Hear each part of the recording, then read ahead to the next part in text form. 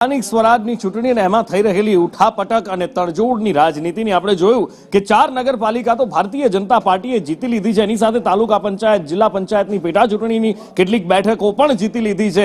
જૂનાગઢ મહાનગરપાલિકાના કેટલાક વોર્ડ જીતી લીધા છે અને આ બધા વચ્ચે મુન્દ્રા તાલુકા પંચાયતની ચૂંટણીમાં ભુજપુર બેઠકના કોંગ્રેસના ઉમેદવારને ખરીદવાનો પ્રયાસ કરવામાં આવ્યો હોવાનો કોંગ્રેસ દ્વારા સણસણતો આરોપ લગાવવામાં આવ્યો છે। ન માત્ર આરોપ લગાવવામાં આવ્યો છે પણ વિડીયો પણ જાહેર કરવામાં આવ્યો છે। સ્ટિંગ ઓપરેશન કરવામાં આવ્યું છે જેમાં ભારતીય જનતા પાર્ટીના ઉમેદવાર કોંગ્રેસના ઉમેદવારને 3.5 લાખ રૂપિયાની ઓફર કરતા હોવાનું આ વિડીયોની અંદર દાવો કરવામાં આવ્યો છે કે જેથી કરી કોંગ્રેસના ઉમેદવાર હટી જાય અને ભારતીય જનતા પાર્ટી બિનહરીફ જીતી જાય।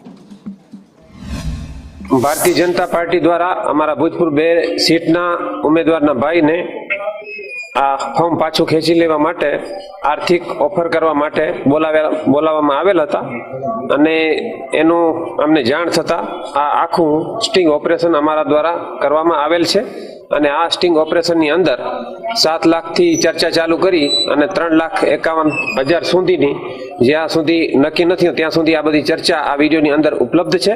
અને ભારતીય જનતા પાર્ટી દ્વારા જે રીતે બધી જગ્યાએ અમારા ઉમેદવારોને લોભ લાલચ આપવામાં આવી રહી છે તે આવી રીતે આપવામાં આવી રહી છે।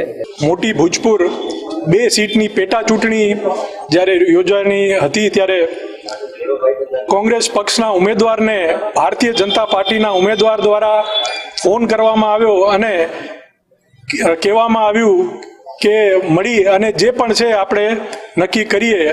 ત્યારબાદ એ મુલાકાત માટે ત્યાં કને આવ્યા અને કોંગ્રેસના ઉમેદવારને 3.5 લાખ રૂપિયાની જે રકમ છે એ રકમનું એમને ઓફર કરી કે તમારો ઉમેદવારી ફોર્મ છે એ પરત ખેંચી લ્યો અને આ સીટ ભારતીય જનતા પાર્ટીને બિનહરીફ કરાવડાવો।